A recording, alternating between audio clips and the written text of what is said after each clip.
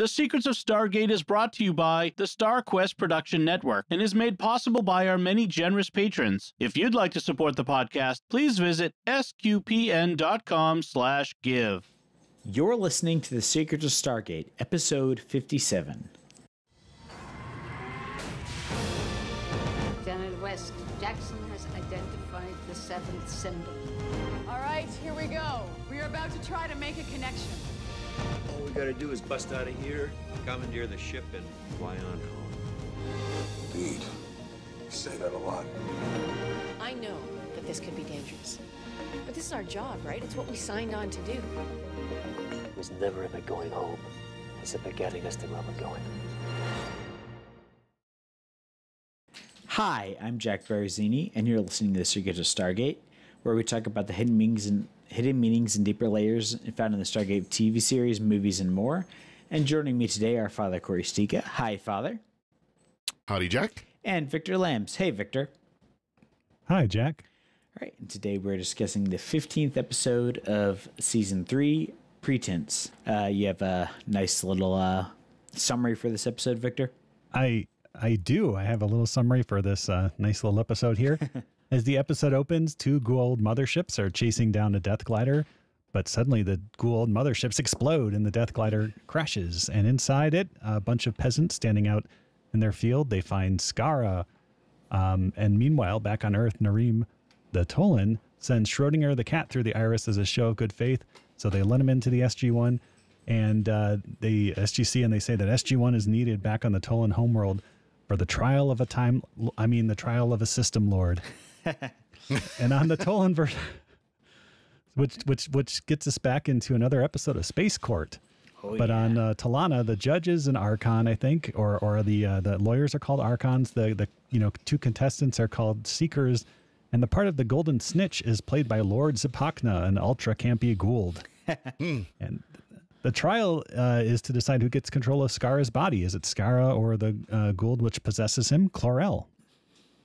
Things are not all as they seem on Talana, however, unless they seem inestimably dull, in which case they are exactly as they seem, as Lord Zipacna manages to disable the Tolan's ion cannons, which is what shot down the Goa'uld motherships in the teaser, and suddenly Talana is under attack from another mothership. But before that, the Archons decide in favor of Skaara, so you know how that wraps up.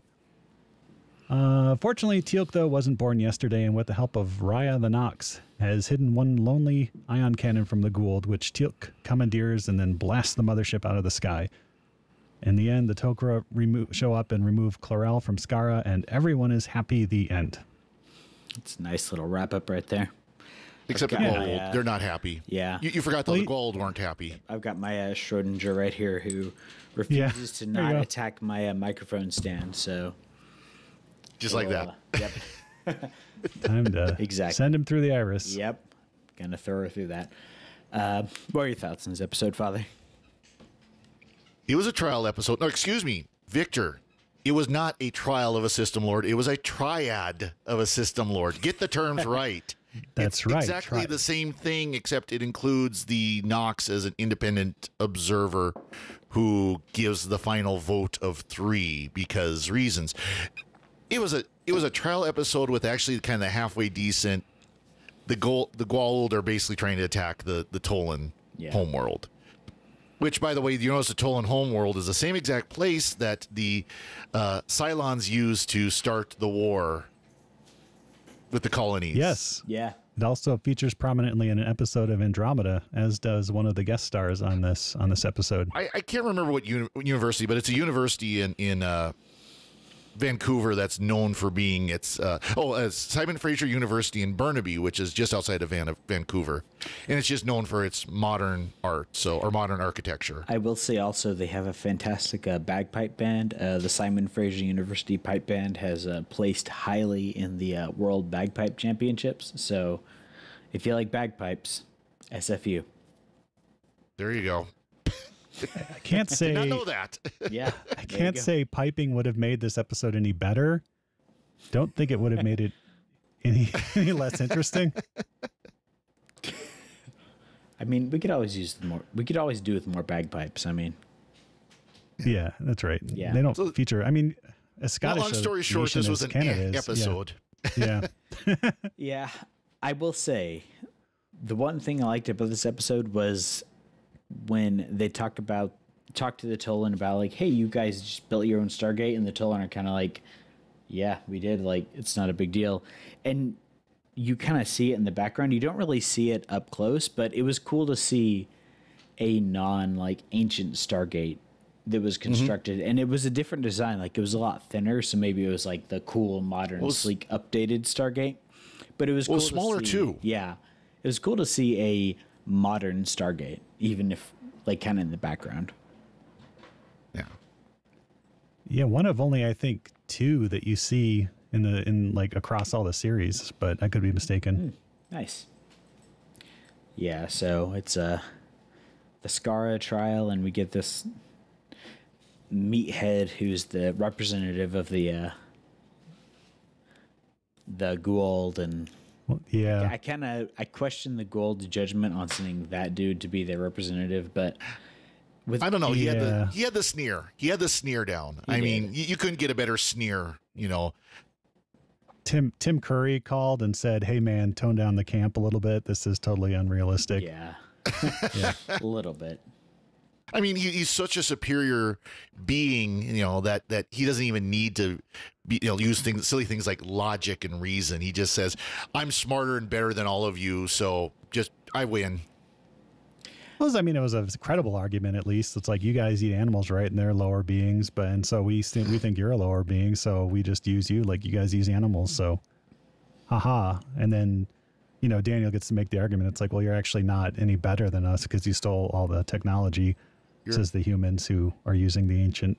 You're actually to lower. Explore the galaxy. Yeah. My principal issue with this episode is that nobody's arguments are really good. Like, obviously we side with the humans and we side with Skaara, but everyone's argument really kind of stems from the same place of a relativistic kind of like who is where on the hierarchy. Like, there's no like natural law kind of that's discussed in here. I mean, there is the whole he owned it first argument. That's probably the best argument because, you know, like he was born into that body or conceived into that body anyways.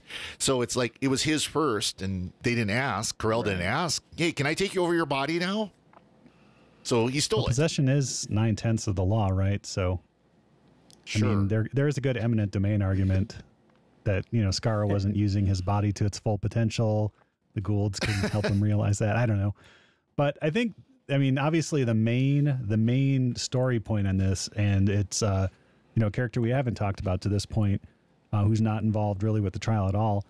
And that's Nareem, who gets completely friend zoned by Samantha Carter in this in like the most hilariously epic way possible. Yeah. It's like, I was like a year and a half ago, I was like, you know, taken over by a Tok'ra. And because of that, I just don't think I can, you know, you're nice and I hope we can be friends, but, you know, I just don't think I can like date anybody right now. Besides there's this Tok'ra that I kind of like because my symbiote liked him too. So, I mean... Yeah, but it beats, I guess, you know, I'm washing my hair like on Saturday or something, but Nice. Oh my gosh, the Tolans are so boring. I mean, full of like, themselves. Yeah, I mean, but there's a way to be full of yourself and like entertaining rather than just like completely detached and like making everybody think you're on Thorazine or something. I don't know. I feel like the Tolan are kind of the Amish version of that species from Next Generation, the ones who were gonna kill Wesley for walking on the grass. They're kind of like, if those aliens were prudes, that would be the Tolan. Yeah. But with better technology, because the Tolans have much better technology than we do. True, but you got to think at a certain point, better technology leads to beige and boring interiors. Like, where do you want to be? I kind of want the Flintstones like car where you're running around. I'd go with that over what the Tolan have going on. Yeah, I did like their technology that like disables the the humans' firearms. Like, it disables all weaponry when they go through like the special arch, and you actually hear like a click. Mm-hmm. And our 9-year-old who's watching is like, "Wait, so how'd they disable that firearm? Did they like disable the firing pin or something, or the bolt?" And I was like, "Yeah, that's probably what they did." The bolt. Well, Jack tries to rack it back, and the bolt won't move. Now, of course, my question is all weapons? Yeah, like say knives, clubs, because that gun can still be used as a club and works very well as a club. You know? Yeah, like you can take out an AR-15 with that. Does it also take out a flintlock? Like, how does it work? Is it sense your intent with the device and then disable it from there? Like, there's a lot of leeway. Oh, they know all weapons, and they basically say that it works with all weapons, including pocket sand. Apparently.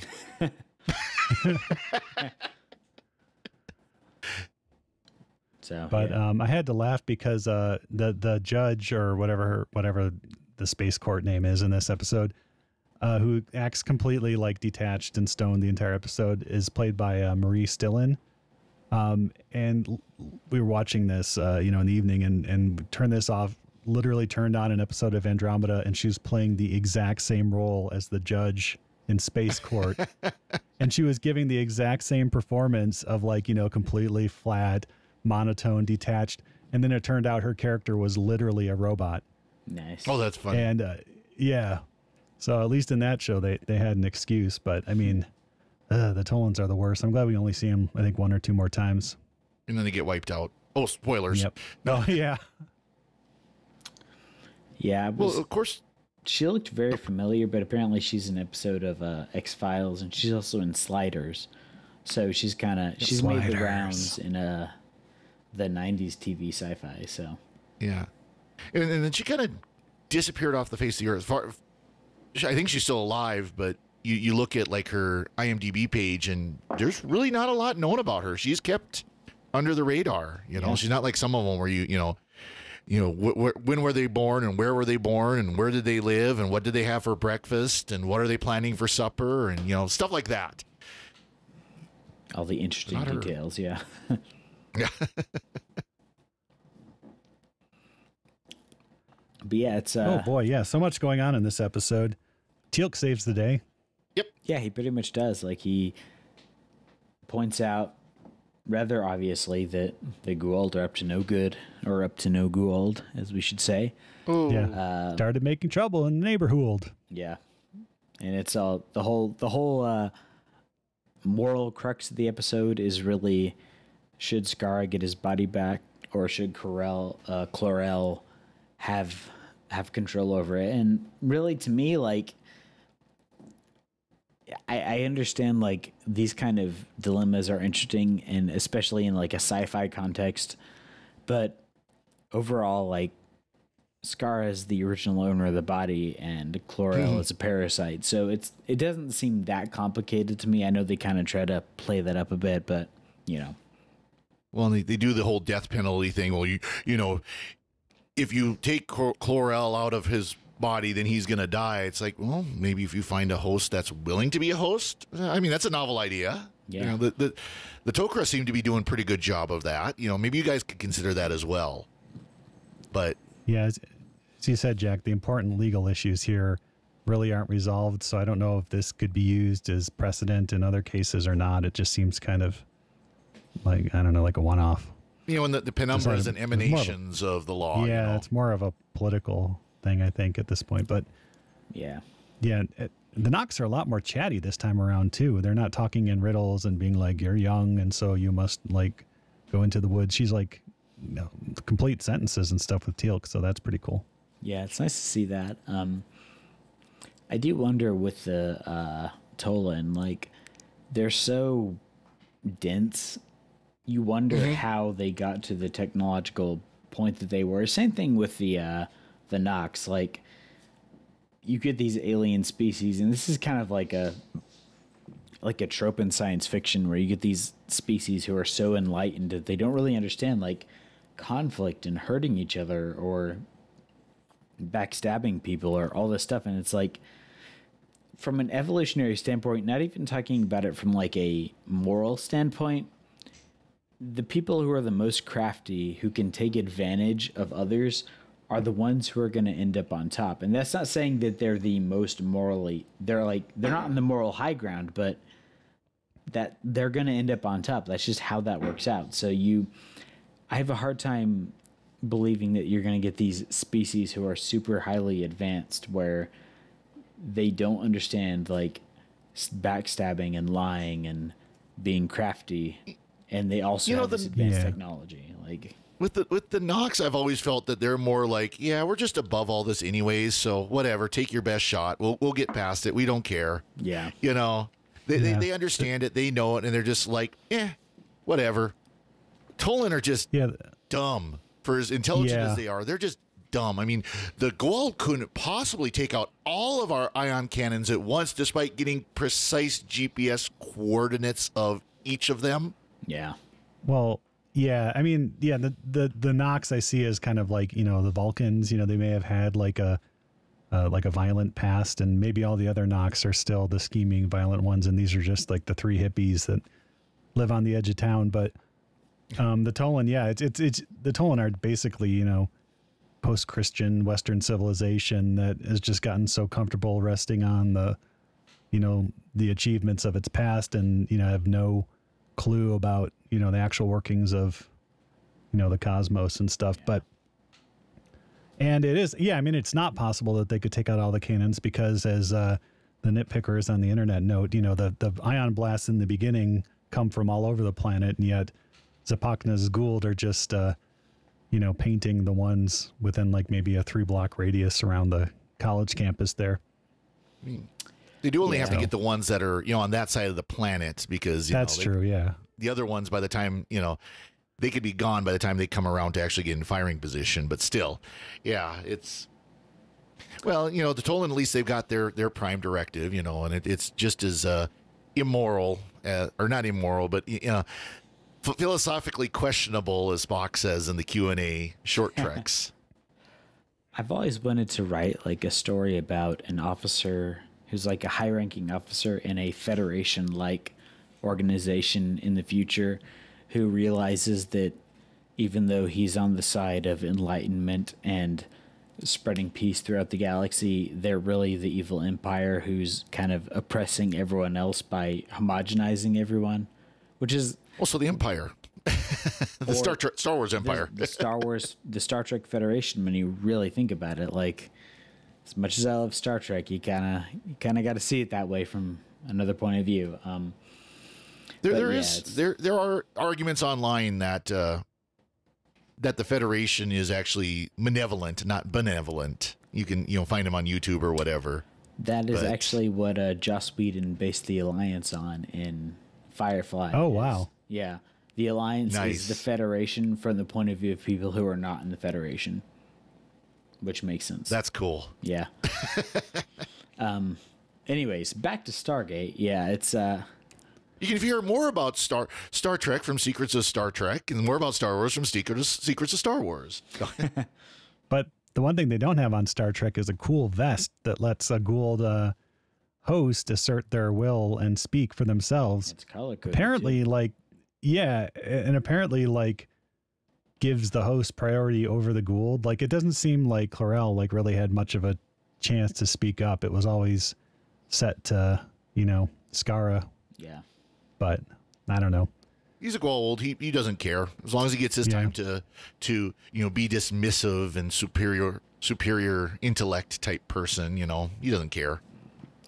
The funny thing is, like, that's really a integral technology to what everything they've been dealing with. Like, what they really should have done was tried to find Sharae and just dump her on this planet, and then gone through this whole process again, and she would have been okay. Like, I know the Tok'ra or the Tolan are very hesitant to share their technology, but really everything the SGC should be doing is focusing on, like, reverse engineering everything the Tolan have, and that kind of solves all their Goa'uld problems.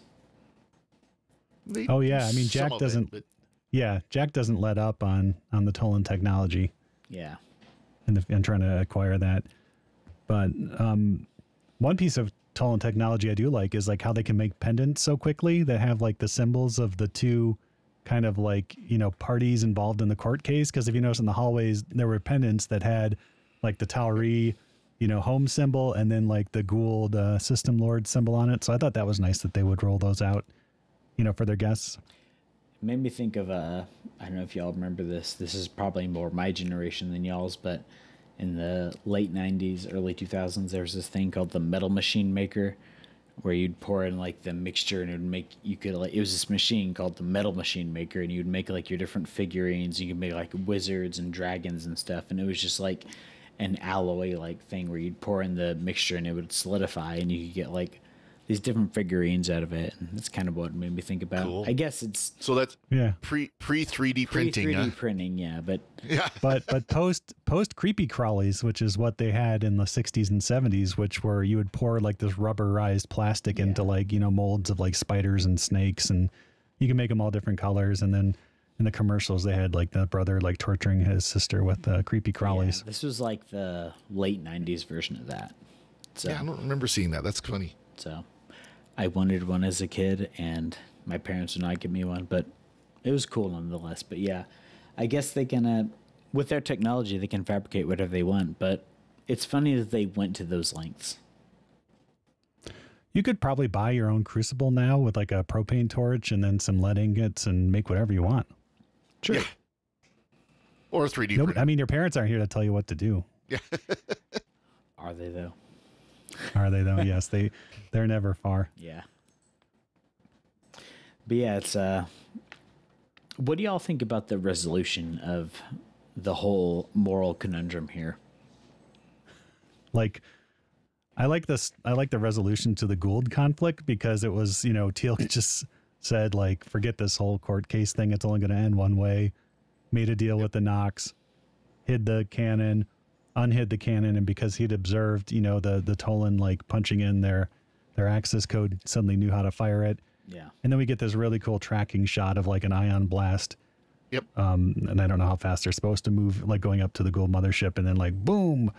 So I like that part, but like the resolution to the space court was kind of unsatisfying. It was hey, we have this amount of time to figure it out, and here you go. Yeah, I kind of felt the same way. Like, it's an interesting problem intellectually, but they didn't really give it the time it deserved. And I almost feel like the B plot of the Goa'uld are going to secretly attack your planet and destroy you, so therefore you're obviously going to side with the good guys. Kind of undercut a lot of that, and I would have rather that time been devoted to the actual central question. But I understand where you need a wrap up where it's going to be both sides are kind of going to go their separate ways. Like Klorel gets to go with the Goa'uld, and Skaara gets to go back to Abydos. But I don't know. It felt very like they had to wrap it up too quickly.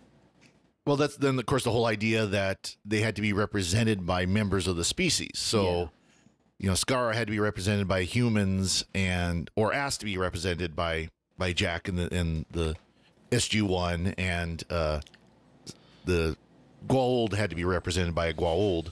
But, and, you know, that kind of set that up. If they had done it where both sides were represented by, you know, members of the Tolan or something like that, then it could have turned out very different. But I like how the Tolan, when they're talking about their whole triad system, like when they're setting up who can speak for whom, and Skaara says, can both Jack and Daniel be my Archons or whatever they're called? They're like, sure, whatever. It's like, what kind of procedure is going on here? Who does what? Like, it's very loosely defined, and like the term triad refers to like a grouping of three, but you end up getting like 5 in this whole thing. So I don't know. I honestly don't think that there had ever been a triad before this one, and that they were making it up as they went along. I think they just like completely made it up on the fly, and we're just like, yeah, let's have a triad, and you can be Archons and Seekers, and yeah. So there's these shows that we watched from that Earth that shows how to do these trials. Well, let's do it like that. But of course, we're better than those humans, so let's do it as a triad instead. There's a Star Trek episode, and it's a vote. There's a Star Trek episode called "The Return of the Archons," and so therefore, we do get some great Catherine Power sci-fi dialogue in this one too. like lots of people jumping up and saying like, "Your Eminence, direct your viewer to the orbital observatory," and things like that. So lots of like, it is highly inappropriate, Teal'c, that you would come to me during triad. Yeah. You know, things that are just you get the cool, delightful. Clear screen, kind of like, Star Trek Discovery, where it's got the projection on it, So, I mean, that's... The sets were good. I will give them that. Like, it was a cool setting, and maybe I'm misjudging how much money they spent on it, but it seems like they put effort into that triad room. I guess it's not really a trial room, but whatever. You get water in the the little conference rooms or whatever. It's kind of cool, little. Yeah. Of course, then you fall in the water, and then you blame it on someone else, and you kill the koi fish and all that. But yeah, that's from The Office. So yeah. I also liked how when the Tok'ra show up and take out the Goa'uld, they dress Scara up in Tok'ra clothes. Mm-hmm. It's like completely unnecessary. It's like, hey, you just, we're gonna put you in these. It's a choice. Well, get out of those rags. Yeah. Yeah. Get out of those Goa'uld garbage. Yeah. Yeah, I liked. I can't remember the Goa'uld's name, but his posturing. Sapakna? Yeah, Sapakna. Like, Yes. I just liked his posturing. That was fun to see. Like, the Goa'uld, like, I know they're villains, but I love them because they're just so over the top. Like, they're fun. Like, they're villains, but they're fun. So I don't know. I like them. We do get a few more fun Goa'uld and stuff. I mean, Anubis himself isn't that much fun, but around him we get some fun. Ball, yeah, and then the I forget his name, but the one who likes to eat a lot. The Baron Harkonnen. Yeah. Nice. Yes. Now we should mention though that when the ships blow up, there's like absolutely no debris whatsoever. They just like incinerate. I did notice that. So you get that initial shot where the ships both explode, and you got your death glider flying off, and it's nothing. It's the same thing with you get that in Star Wars and Star Trek. Like, you get these massive pieces of architecture and like metallurgy exploding just all over the place, and they vaporize into sparks. And so you can headcanon that as like, well, the antimatter explosion vaporizes the actual physical particles, and so it's not actually going to hit anything. But I kind of, I always thought maybe their hulls are made out of magnesium or sodium or something. I don't know. Melt away. Yeah. I would have liked to see, and we didn't actually see this, but in the 9th episode of the Star Wars movies, where they go back to Endor and you have like the chunks of the Death Star on the planet, I would have liked to see like the Ewoks being super angry that our entire forest has been like decimated and burned away because of all this burning debris that fell upon our planet, and how dare the rebels do this to us. Like, that would have been a much more interesting movie than we actually got. Wub nub. I kind of forgot that even happened in that movie. I forgot because I kind of blanked out that movie. I kind of blanked out that entire trilogy. So yeah. Nice. Do y'all have any other thoughts about this fantastic Space Court episode? We got a better episode coming up next week. Awesome. Oh, what's coming up next week? Urgo. Yeah. So that's Let's what I have go to say eat some about more this pie. episode. That's what I have to say about this episode. The next episode is much better. So Yes. Who's Mary Steenburgen? What about you, Victor? About this episode? just I love the brutal friend zoning of like Nareem. Yeah. Like, that's gonna that'll just make me smile until my I'm 80s and I'm almost dead. I'm just gonna think about that moment. Burn. That was epic burn. I mean, she did let him down so nicely, but he was still more in flames than the Goa'uld ships. I love it. Yeah, exactly. She's standing there on the edge of that pod, and he's like, "Hey, you wanted to see me?" And she's like, "Yeah, I need something from you." And he's just like, "Okay." Yeah. Can't have a relationship with anyone until I'm sure whose feelings I'm feeling. Yeah. Pretty much. Yeah. All right, and before we go, we'd like to take a moment to thank our patrons who make it possible for us to create The Secret of Stargate, including Eric M., Nicole W., Steve C., Giles C., and Sharon W. Their generous donations at sqpn.com/give make it possible for us to continue The Secret of Stargate and all the shows at StarQuest. You can join them by visiting sqpn.com/give, and be sure to follow the show on Apple Podcasts, Google Play, Stitcher, TuneIn, Spotify, iHeartRadio, or on the SQPN YouTube channel. To find previous episodes of Secret of Stargate or to send feedback, please visit sqpn.com/Stargate. You can email us at stargate@sqpn.com or follow StarQuest on social media at facebook.com/StarQuestMedia. And be sure to join us on our Discord at sqpn.com/Discord. We'll be back next time when we'll be discussing the next episode of SG-1, Ergo. Until then, Father Cory, thank you for joining me in sharing the secrets of Stargate. Thank you, Jack. And Victor Lambs, thank you as well.